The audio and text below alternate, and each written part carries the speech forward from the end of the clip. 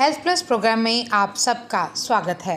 आज हम आपको लेकर चल रहे हैं डॉक्टर जगपाल्स होम्योपैथिक सेंटर, जो कि 1162 कृष्णा नगर लुधियाना में है। हमारी टीम ने यहाँ डॉक्टर रमाकांत जगपाल जी से बातचीत की। हमारी टीम ने डॉक्टर मनीष जगपाल जी से बातचीत की। हमारी टीम ने डॉक्टर अमर जगपाल जी से बातचीत की। इन्होंने बताया कि होम्योपैथी में असाध्य रोगों का इलाज किया जाता है।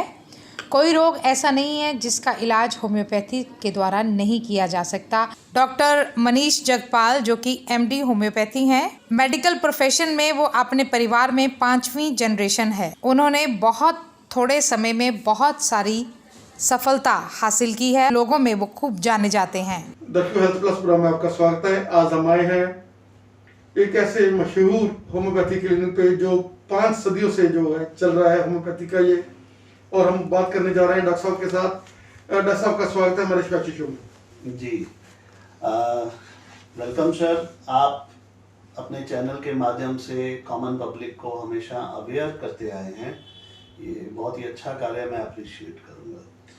और जहाँ तक होम्योपैथी की बात है, देखिए होम्योपैथी आज की सिचुएशन में 2020 से लेकर अब तक अब लोगों में ये अवेयरनेस आ चुकी है कि होम्योपैथी इम्यून सिस्टम को बूस्ट करने में बहुत कारगर है। किसी भी स्टेज का पेशेंट हो, माइल्ड, मॉडरेट, सीवियर, क्रिटिकल, हर स्टेज में होम्योपैथी का रोल है और बाकायदा लोग होम्योपैथी को यूज करके इस बीमारी से लड़ने की ताकत को बढ़ा भी रहे हैं। और ऐसे भी बहुत सारे पेशेंट्स हैं, ना केवल मेरे साथी होम्योपैथ्स के, जो कि होम्योपैथिक जो कि हॉस्पिटल से क्रिटिकल स्टेज से वापस भी घर में आए। सो मैं फिर से ये कहना चाहूँगा कि अगर आपके पास कोई भी आसपास अच्छे होम्योपैथ्स हैं, आप उनको कंसल्ट कीजिए। होम्योपैथी हमें इस क्रिटिकल समय में इतनी मदद कर सकती है कि जो हॉस्पिटल्स का बर्डन बढ़ रहा है उसको हम कम कर सकते हैं। और बहुत मेरे को सेटिस्फेक्शन है जितनी भी अभी तक हमारे पास पेशेंट्स आए हैं। आपके आसपास कोई भी अच्छा होम्योपैथ है, उसको आप कंसल्ट कीजिए, उनसे दवाई लीजिए, अपनी बीमारी का इलाज करवाइए। Definitely it will help.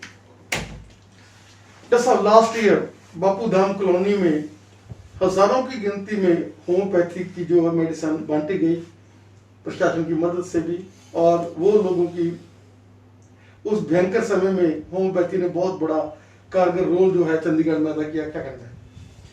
ये तो सिर्फ चंडीगढ़ की बात कर रहे हो आप, मैं कह रहा हूँ पूरे देश भर में, ना कि देश भर में, पूरी दुनिया भर में जो होम्योपैथी के इम्यून बूस्टर्स हैं, सब होम्योपैथ्स ने दिल खुलकर बांटे और उससे लोगों ने फायदा उठाया कि अपने इम्यून सिस्टम को बूस्ट किया। इसमें मैं एक चीज आप सबको बहुत क्लियर कर दूं कि इम्यूनिटी बूस्टर का मतलब ये नहीं है कि आपको इन्फेक्शन नहीं होगी।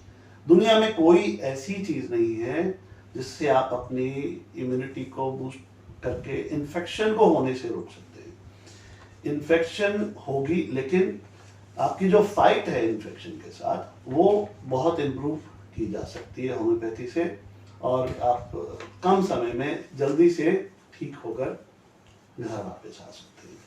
सो इम्यून बूस्टर को आप डोंट मिस्टेक कि वो इन्फेक्शन से आपको बचाएगी। इट मींस आपका इम्यून सिस्टम बूस्ट होगा।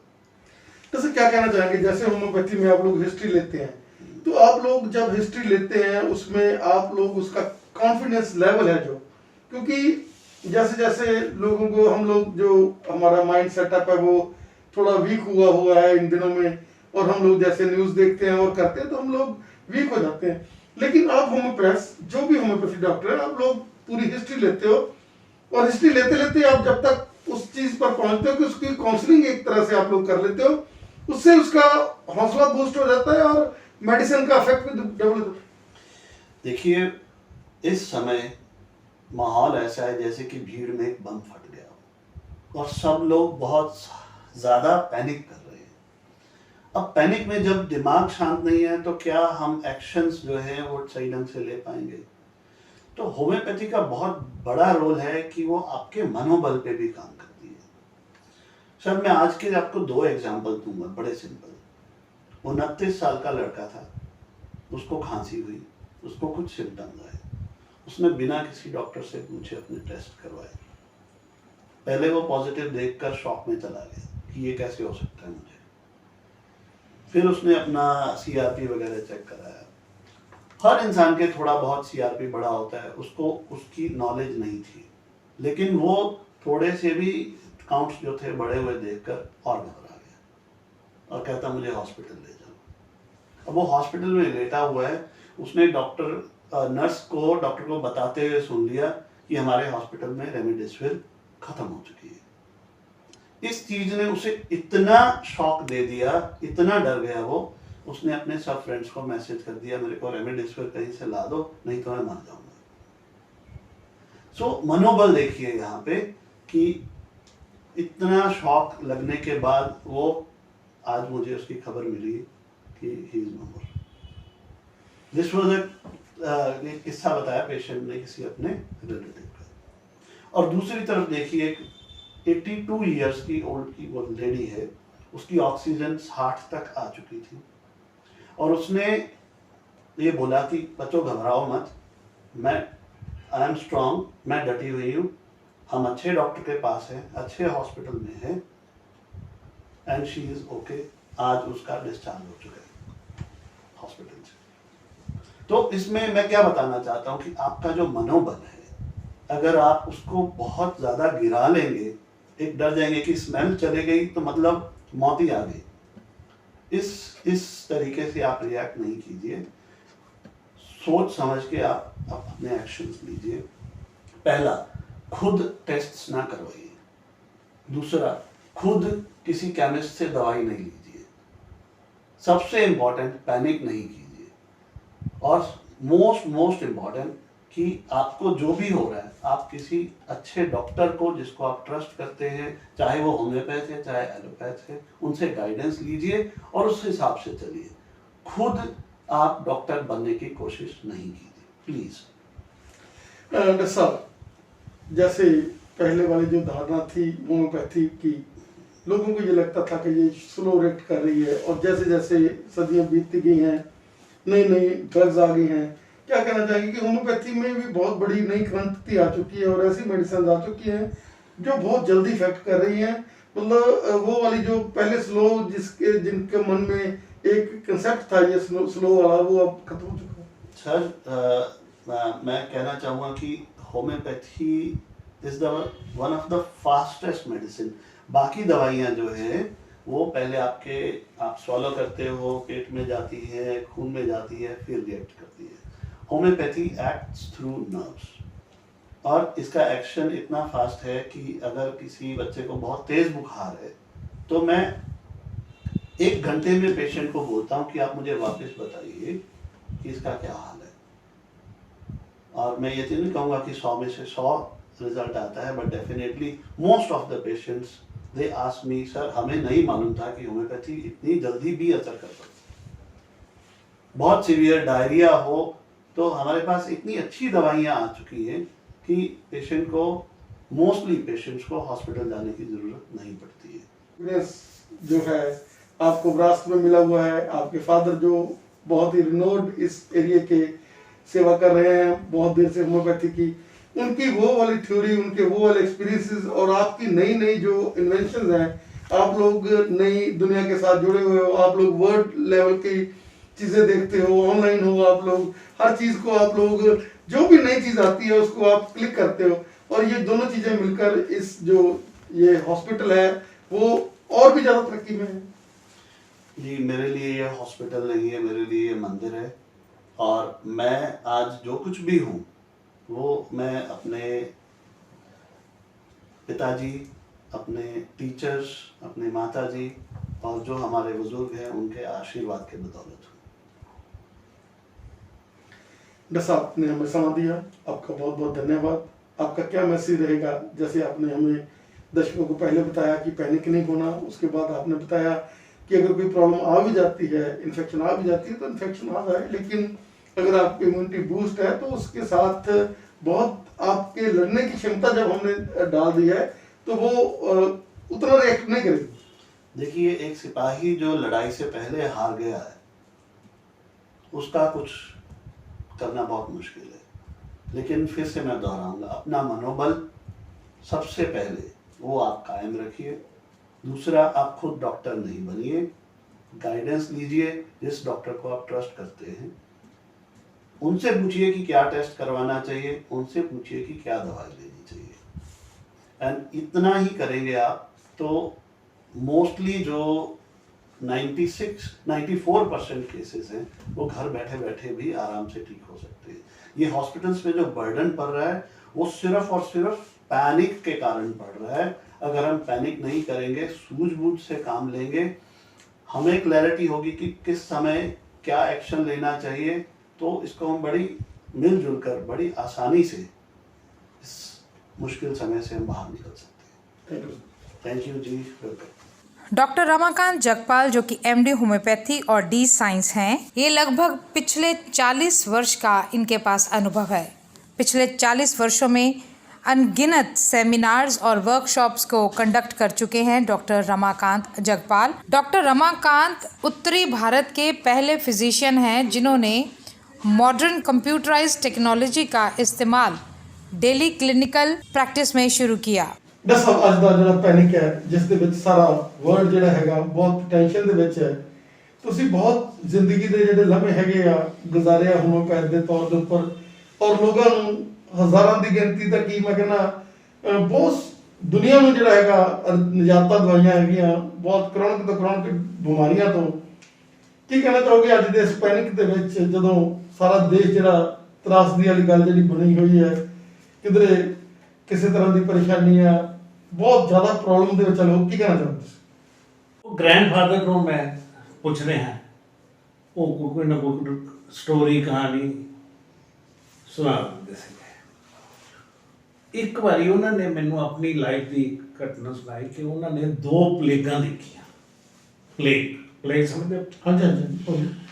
ਪਲੇਗ ਵੀ ਇੱਕ ਐਪੀਡੈਮਿਕ ਬਿਮਾਰੀ ਹੈ। ਸੋ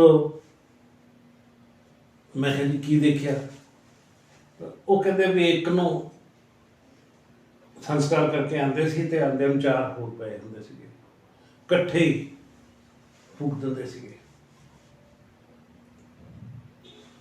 ਤੇ ਉਹ 4 ਨੂੰ ਫੇਰ ਫੂਕ ਕੇ ਆਉਂਦੇ ਸੀਗੇ ਤਾਂ ਹੋਰ ਪਏ ਹੁੰਦੇ ਸੀਗੇ।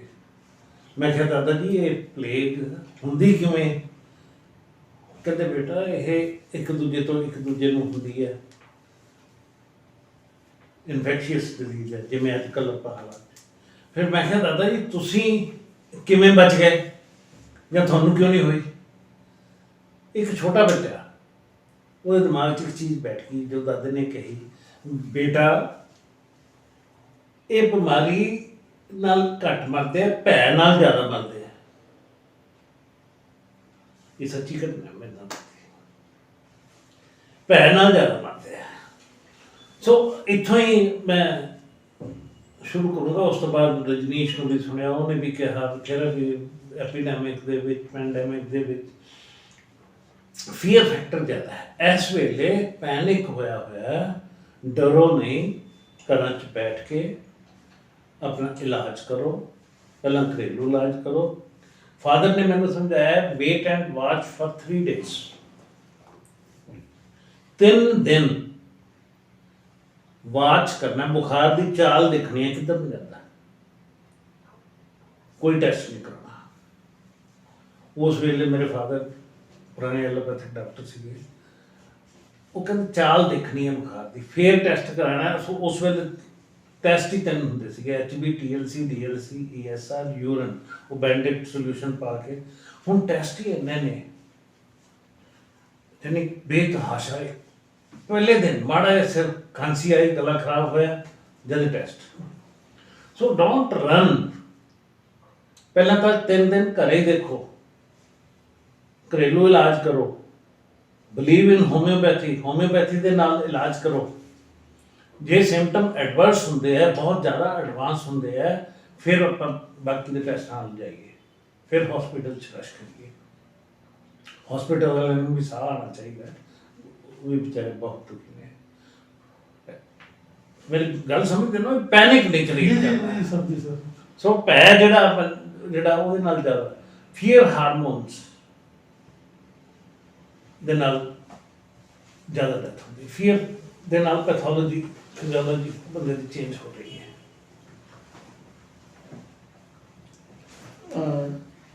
ਡਾਕਟਰ ਸਾਹਿਬ, ਜਿਸ ਤਰੀਕੇ ਦੇ ਨਾਲ ਇਹ ਜਿਹੜਾ ਹਸਪੀਟਲ ਹੈ, ਜਿਹੜਾ ਇਹ ਸੇਵਾ ਦਾ ਕੇਂਦਰ ਬਣਿਆ ਹੋਇਆ ਹੈ, ਔਰ ਬੇਟਾ ਜਿਹੜਾ ਹੈਗਾ ਉਹ ਵੀ ਨਵੇਂ ਨਵੇਂ ਕ੍ਰੀਏਸ਼ਨਸ ਲਿਆ ਰਿਹਾ ਹੈ। ਜਿਸ ਤਰੀਕੇ ਨਾਲ ਉਹਨੇ ਦੱਸੀ ਗੱਲ ਕਿ 83 ਸਾਲ ਦੀ ਲੇਡੀਜ਼ ਤਾਂ ਬਚ ਗਈ ਤੇ 29 ਸਾਲ ਦਾ ਮੁੰਡਾ ਮਰ ਗਿਆ। ਇਹ ਪੈਨਿਕ ਦੇ ਕਾਰਨ ਹੀ, ਜਿਸ ਤਰੀਕੇ ਨਾਲ ਤੁਸੀਂ ਕਿਹਾ, ਬਿਲਕੁਲ ਪੈਨਿਕ ਹੈ, ਬਿਲਕੁਲ ਪੈਨਿਕ ਹੈ।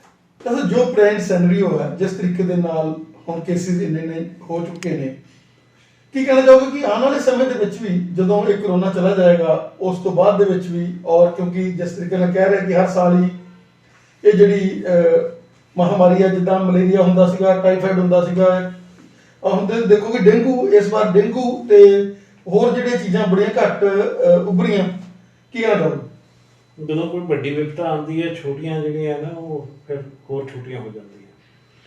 ਬਾਕੀ ਕਰੋਨਾ ਕਾਲ ਜਿਹੜਾ ਇਸ ਵੇਲੇ ਅਸੀਂ ਜਿਸ ਦਹਿਸ਼ਤ ਦੇ ਮਾਹੌਲ ਚੋਂ ਨਿਕਲ ਰਹੇ ਹਾਂ, ਸਿਰਫ ਇਹੀ ਨਹੀਂ, ਤੁਸੀਂ ਥੋੜ੍ਹਾ ਜਿਹਾ ਫਿਊਚਰ ਦੇਖੋ, ਲੋਕੀ ਡਿਪਰੈਸ਼ਨ 'ਚ ਜਾ ਰਹੇ ਨੇ, ਵੀਕਨੈਸ ਹੋ ਰਹੀ ਹੈ, ਕੰਪਲੀਕੇਸ਼ਨਸ ਹੋ ਰਹੀਆਂ। ਕੋਈ ਬਲੈਕ ਫੰਗਸ ਸੁਣੀ ਹੈ ਉੱਧਰ ਗੁਜਰਾਤ ਦੇ ਵਿੱਚ, ਫੰਗਸ ਦੇ ਨਾਲ ਲੋਕਾਂ ਦੀਆਂ ਅੱਖਾਂ ਔਰ ਦਿਮਾਗ ਦੇ ਉੱਤੇ ਫਰਕ ਪੈ ਰਿਹਾ।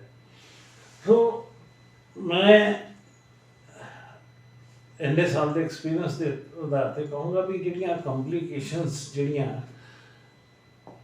ਆਉਣਗੀਆਂ ਹੋਣਗੀਆਂ, ਲੋਕ ਹੋਮਿਓਪੈਥੀ ਦੀ ਸੇਵਾ ਲੈਣ, ਜਿੱਥੇ ਵੀ ਜਿਹੜੇ ਵੀ ਮੁਲਕ ਦੇ ਵਿੱਚ, ਜਿਹੜੇ ਵੀ ਕੰਟਰੀ ਦੇ ਸ਼ਹਿਰ ਦੇ ਨੇੜੇ ਹੋਮਿਓਪੈਥ ਹੈ। ਡਿਪਰੈਸ਼ਨ ਦਾ ਬਹੁਤ ਸਾਰੇ ਕੇਸਿਸ ਵੱਧ ਰਹੇ ਹੈ, ਮੈਂਟਲ ਸਟ੍ਰੈਸ ਵੱਧ ਰਿਹਾ ਹੈ, ਹੋਮਿਓਪੈਥੀ ਉੱਥੇ ਕਾਰਗਰ ਹੋਊਗੀ।